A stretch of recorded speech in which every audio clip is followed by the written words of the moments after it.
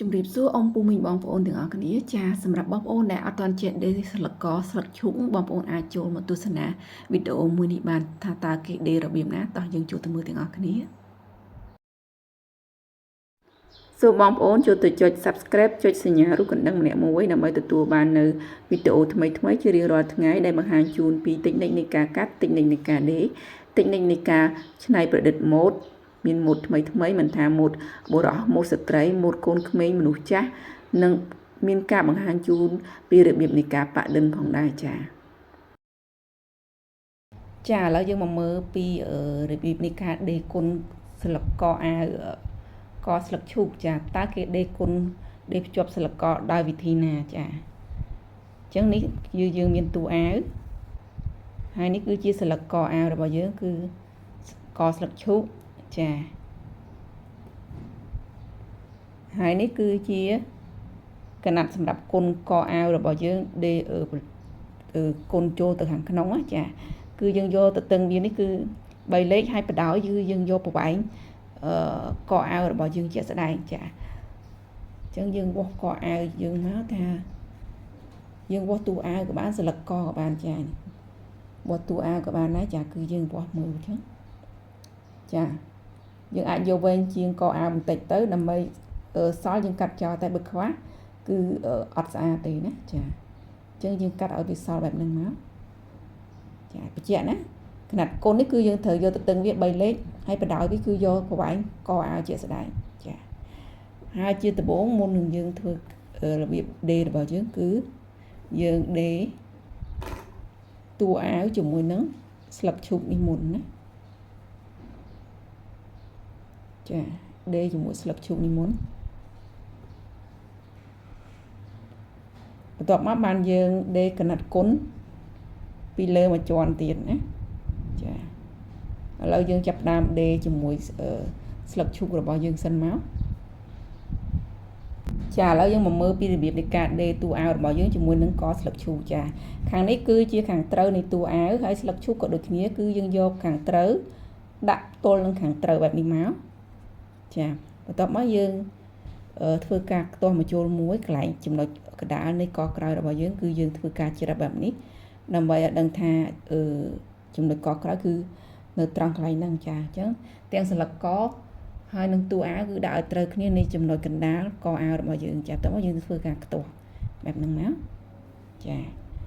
តោះមកយើងខ្ទាស់វាមកជុំវិញបែបហ្នឹងទៅ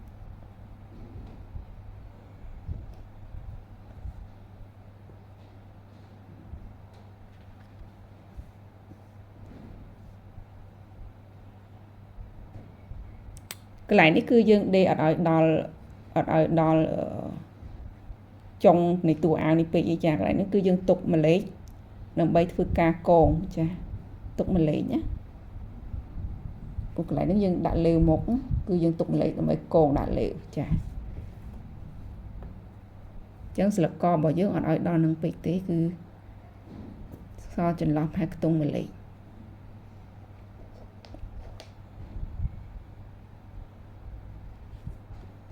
ចាខាងនេះក៏ដូចគ្នាគឺយើងធ្វើការខ្ទាស់អញ្ចឹងមកដូចគ្នាមក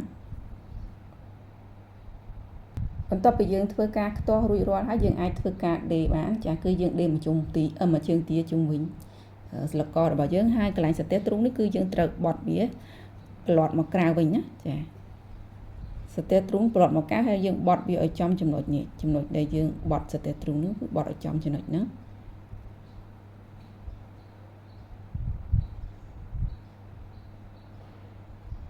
មកយើងធ្វើការខ្ទាស់មួយមក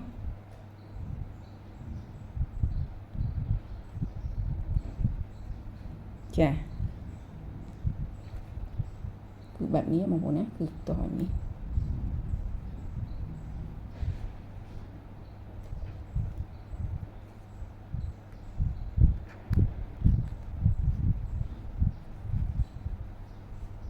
ចាគឺយើងខ្ទាស់បែបហ្នឹងណានៅពេលដែលយើងដេរមកខាងទៀតគឺធ្វើអញ្ចឹងដូចគ្នាណាគឺយើងបត់សរទះទ្រូងចេញមកក្រៅហើយធ្វើការខ្ទាស់មុននឹងយើងដេរចា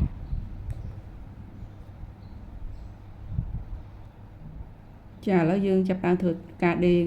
ស្លឹកករបស់យើងភ្ជាប់ជាមួយនឹងតួខ្លួនចាដល់យើងដេរមួយជើងទាបែបនេះជុំវិញកមកចា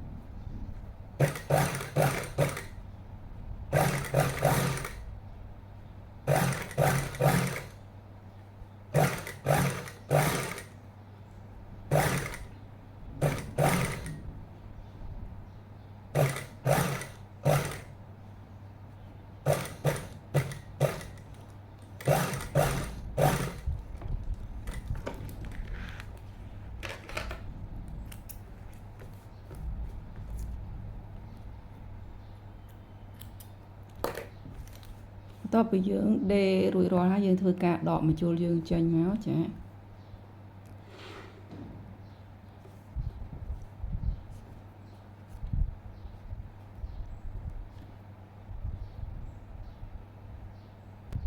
ចាពេលនេះសិលករបស់យើងគឺបានដេរភ្ជាប់នឹងតួអាវហើយចានេះគឺជាសិលករបស់យើងជាស្រ័យបងប្អូនណាកន្លែងនេះគឺខាងនេះតួអាវគឺខាងត្រូវហើយ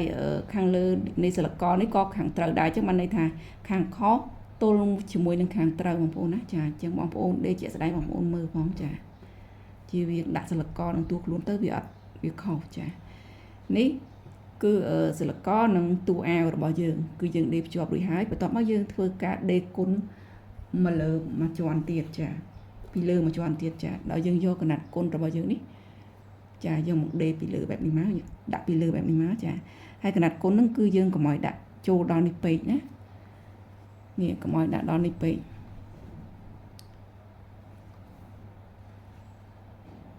គឺយើងដាក់តាពាក់កណ្ដាលនៃសរទេសទ្រូងនេះទៅបានហើយចានេះ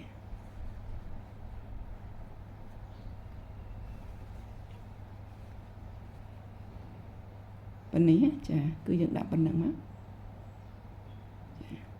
មិនចាំបាច់ដាក់ដល់មុខនេះពេកទេណាដាក់តែប៉ុណ្ណឹងមកបានហើយចាបន្ទាប់មកយើងដេរមួយជើងទៀតដដែលហើយបញ្ជាក់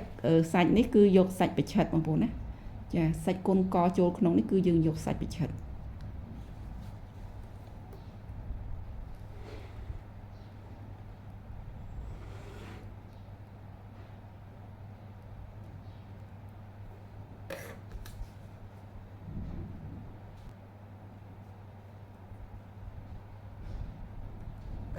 គឺយើងដេរមួយជើងទៀតដដែលជាន់ពីលើធ្នេចាស់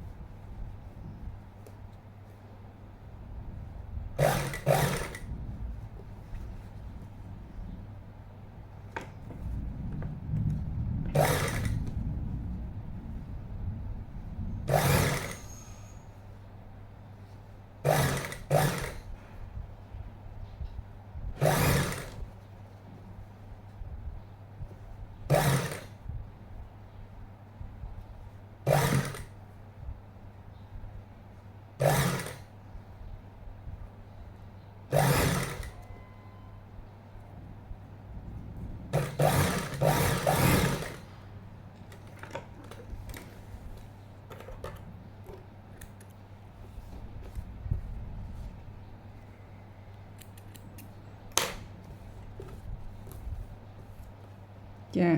ឬរាល់នេះគឺយើងដេរជាន់រួចហើយចាបន្ទាប់ពីយើងដេរជាន់អញ្ចឹងរួចហើយយើងធ្វើការច្រឹបចាយើងច្រឹបករបស់យើងនេះចាយើងច្រឹបវាបិឆិតបន្តិចតិចទៅបងប្អូនណាមុននឹងយើងដេរក្តោបវាចាអញ្ចឹងយើងធ្វើការច្រឹបវាសិនមក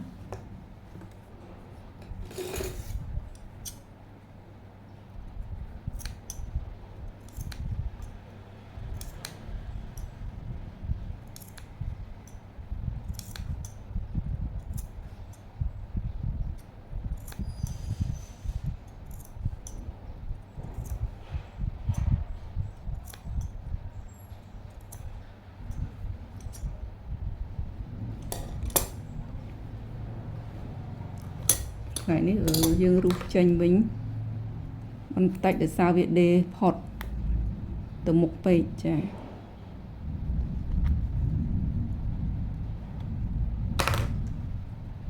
្ចឹងយើងយកតែត្រឹមនេះទេត្រឹមពាក់កណ្ដាលនៃសរទេសទ្រូងទេចាអញ្ចឹងយើងកាត់ចេញខ្លះមក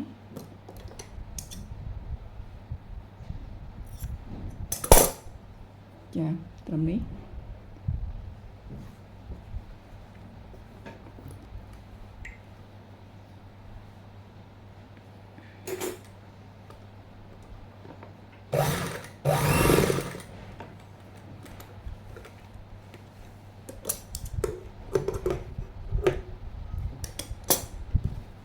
បន្ទាប់ពីយើងធ្វើការដេរខាច្រឹបអីរួចរាល់ហើយយើងធ្វើការគុណ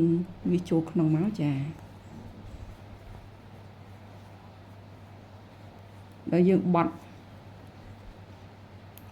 មុខវាចូលបែបនេះ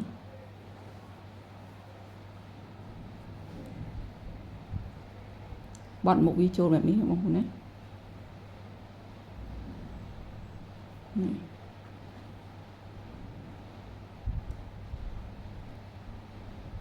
គឺយើងបត់មុខវាចូលបែបនេះមកចានេះបត់ចូលបែបនេះណា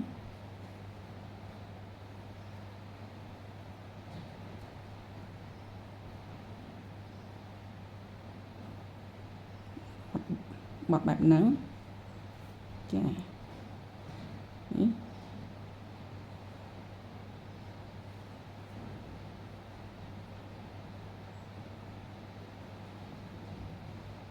តោះមកយើងបត់មកតង់ទៀត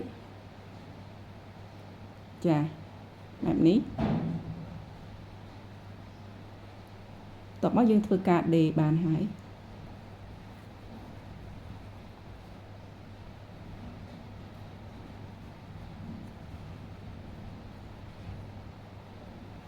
នេះកន្លែងនេះបងប្អូនមើលច្បាស់បងប្អូនណាគឺនេះផ្កាប់វាចូលក្នុងបែបនេះនេះណា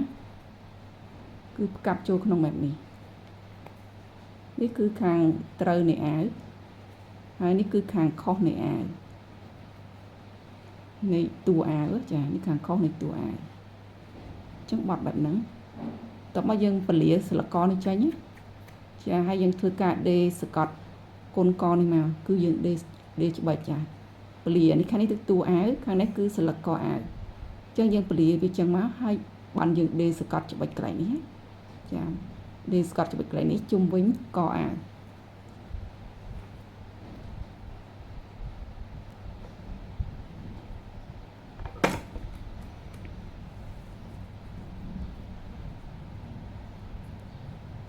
កន្លែងនេះគឺយើងត្រូវទាញវាអស់សាច់ចាបើមិនអញ្ចឹងទេគឺយើងដេរជ្រួញជញ្ញសាច់បើមិនខាងក្នុងគឺខាងក្រៅចាអញ្ចឹងយើងទាញវាទាំងសិលកទាំងខ្លួនតួខ្លួនគឺយើងទាញវាអស់មក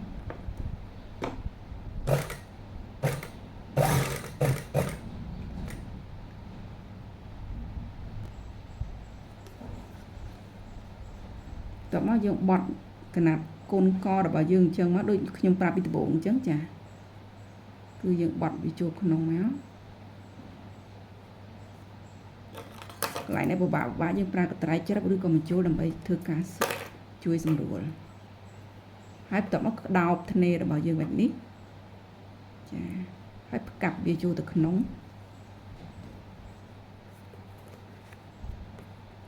កុំភ្លេចទាញនេះតួខ្លួននិងស្លឹកកនេះចេញឲ្យអស់ចាទាញថឹងបើមិនអញ្ចឹងទេវានឹងជន់ស្លឹកកឬក៏តួខ្លួនណាចាអញ្ចឹងយើងទាញថឹងវាអស់បែបនេះមកតោះមកយើងធ្វើការដេរច្បិច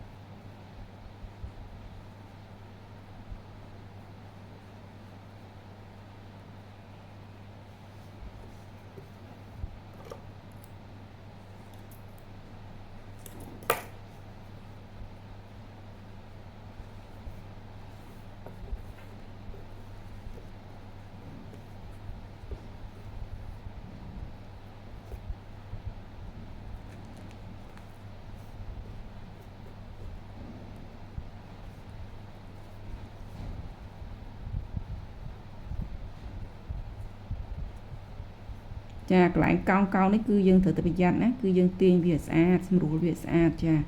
មុននឹងយើងធ្វើការដេរព្រោះវាអាហ្នឹងងាយនឹងខ្ទមចាតែយើងទាញវាអត់អស់ខ្ទមតែម្ដង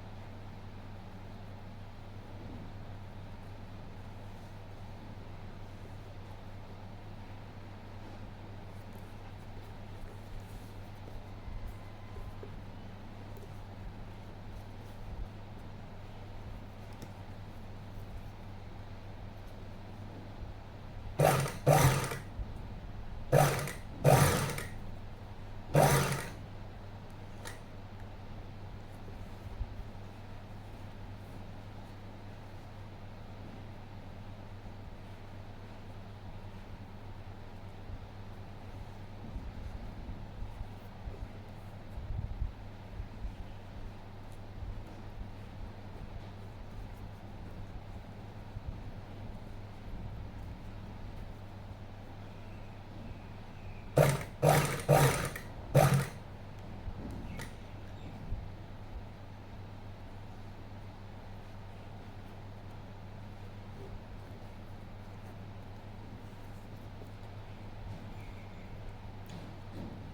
សម្រាប់បងប្អូនដែលត្រូវការកាត់ពុម្ពបងប្អូនអាចតំណងមកកាន់នាងខ្ញុំបានតាមរយៈ YouTube ក៏បាន Page Facebook ក៏បាន TikTok ក៏បានចាបងប្អូនដែលមានឈ្មោះថាReal Money ហើយនឹងមានរូប profile ដូចគ្នាទាំងអស់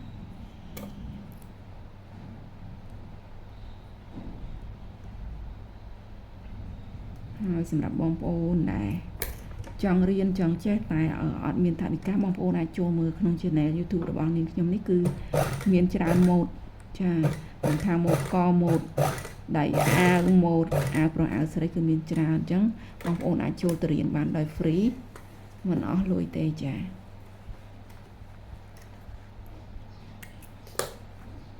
ចានេះនៅពេលដែលយើងដេរហើយគឺយើងបន្លាត់សរទេសទ្រូងរបស់យើងបែបនេះមកចានេះបន្លាត់បែបហ្នឹងមកបន្ទាប់មកយើងធ្វើការដេរសកត់មុខកន្លែងហ្នឹងបន្តិចមកកុំឲ្យវាហើបណាចា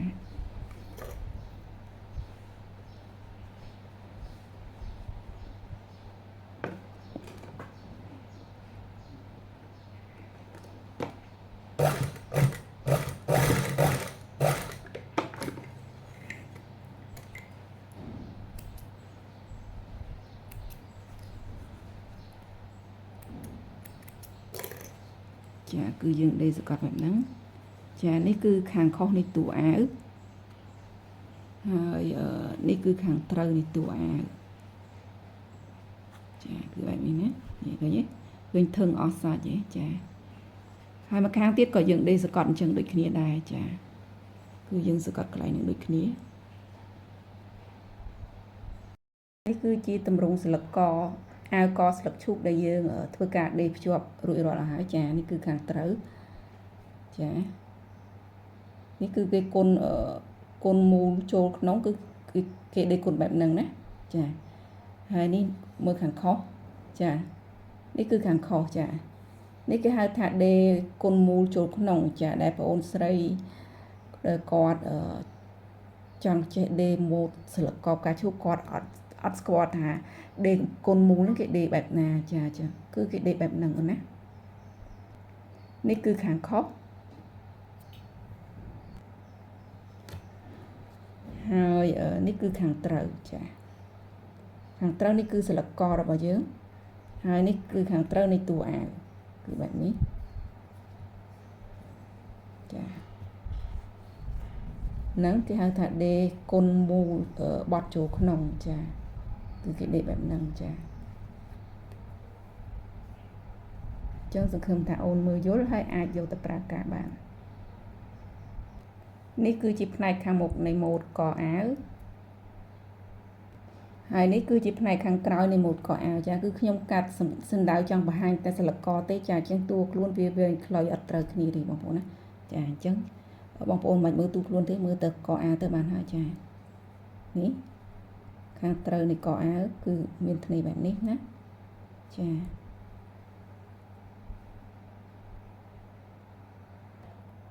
ចាការបង្ហាញជូនពីរបៀបនៃការដេរស្លឹកកអាវស្លឹកឈូក